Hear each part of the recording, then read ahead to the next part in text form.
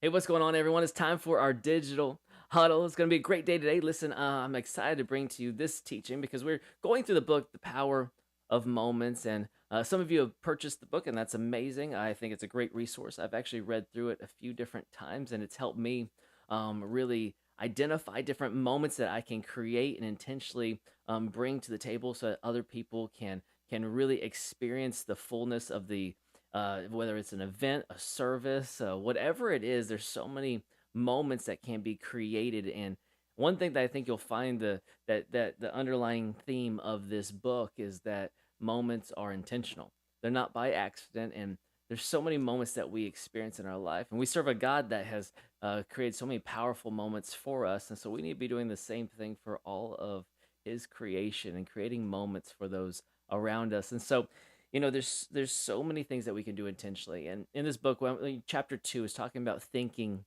in moments. And thinking in moments is really something that we have to do if we're going to intentionally create moments, right? You have to think in the moment before you can intentionally create moments for someone else. And one of the examples it gives is that a lot of times when you start a new job, you walk into your first day of work and you're excited, like, yeah, let's go. It's my first day at work. And you get in there, and then nothing is done intentionally. You kind of like have some forms given to you, like, all right, we'll read through these for the next couple hours, and then we'll come back and check on you and kind of walk you through the office and introduce you to some people. And you kind of feel like you're just interrupting them, and it feels awkward. And hey, maybe you're going to go to lunch with a couple people, and you get done with your first day, and you started off like, let's go, woo, and it ends in a very underwhelming place. And it really just goes because no one was intentional.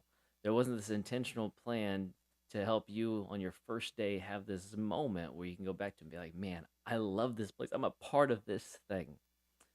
And that's why we have to think in moments. There's in chapter 2 talks about how there's three different situations in life that deserve punctuation. There's three different places in life that deserve punctuation, places where we should be creating moments for other people. One of them is moments of transition. We need to create defining moments for moments of transition. Another one is milestone moments, and then the third one is pits.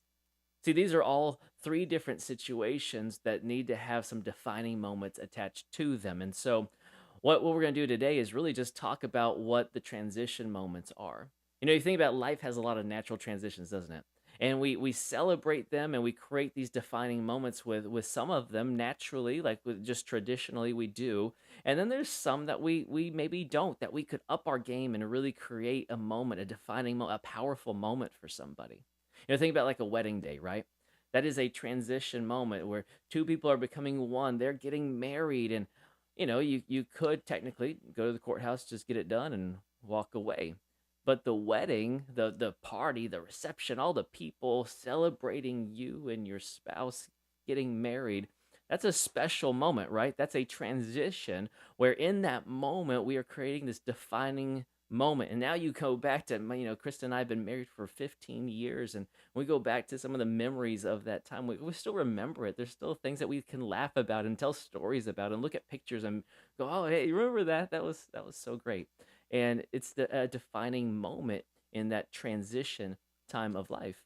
You have some people that celebrate bar mitzvahs and different celebrations like that, birthdays, and there's these different transitions. Hey, you're going from being a boy into a man, and maybe there's this coming of age kind of ceremony or situation that you do so that the boy later on in his life when he's a man can really go back to remembering what it was like in that transition moment that was celebrated, and he has that to go back to this really powerful moment, this defining moment. But we could create that with other people, can't we?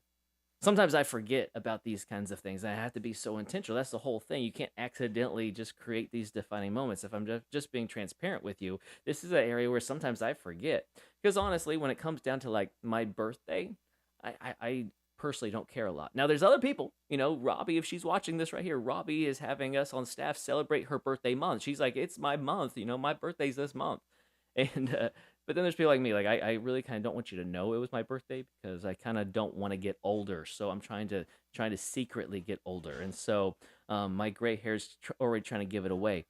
But whatever it is, there's these transitional moments that are defining or can be defining. I think about our teams, right? I think about, yeah, we could go ahead, and if you're one of the coaches or you're on a team and you know it's someone's birthday, you shout out, to happy birthday in your guys' messages, or maybe it's on Sunday morning, you get your team together. Hey, guess what? It's so and so's birthday. Woo! I got him a cupcake. That's a defining moment, right? You created this defining moment right then for that person. They'll go back to this thing and they feel loved. They connected with their team. All those things because you create a powerful moment for them. Who's very good at this is actually Pastor Melissa. She's phenomenal at this. And, as a staff, she'll celebrate when we've been on staff, our anniversary of being on staff. So, like, when you've been on staff for a year, like, she'll have, like, a balloon for you. And, like, she celebrates it in our staff. And, like, they've been on staff for a year. And it brings you back to this place where it's like, man, this is a powerful moment. It's defining. I get to be a part of this thing. But what if we did that with everyone? What if it was like, hey, you've been on the dream team for 3 years. You've been on the welcome team for 3 years. That's awesome. Let's celebrate this person who's led for 3 years. And what would that do to somebody? Think about it. Think about if you do it with your children, or you do it at work. You start putting some things maybe on your calendar that you're going to keep track of. And as there's a transition, you create a celebration. You create a defining moment for them. It could be a million different things, right? Maybe you are a sales manager, and the person that got their first sale, you just remembered it, and a year later, you're like, "Hey, today we're celebrating John because a year ago he got his first sale. Come on, everyone, celebrate John!" And you create this defining moment. What does that do? That also boosts him up to want to do it again. He wants to feel that again. That was amazing. Let's do it again, right? It's a defining moment. It's a powerful moment. And those can be created, if done intentionally, in transitions in life. And so today, the challenge for you is this: I want you to think about the transitions in life that you can help create defining moments for. Maybe it's people on your team, maybe it's people in your family, maybe it's people at your work. I want you to share it with people on the dream team this Sunday, and really chew on it, think through it, think about some creative ones too. Because if you're really intentional with this and you're really creative with this, what you'll do is change the entire culture of those around you. It's things that I'm really working on myself. I'm trying to put some things in my calendar so I can start celebrating a few different things for people, because it's my responsibility to create defining moments for those around me so that they can experience everything that God has for them. And so it's going to be this incredible thing if you really take the time to think through and go, okay, what can I celebrate this time? What can I celebrate now? I did this with Kristen a while back when she first started teaching fitness classes. When you first start any kind of job, it's difficult. And so she had her first job, and she's like, it was the first class that she was teaching. This was back a little over a year ago. And she's like, I just don't know if this is going to work. I don't know if I'm going to even have very many classes or anything like that. And so what I did was I took her first paycheck and I put it at the end of the calendar. So like this was in January, and so on December I put it on the calendar there and just taped it on there and didn't tell her. So like it just sat there for the whole year.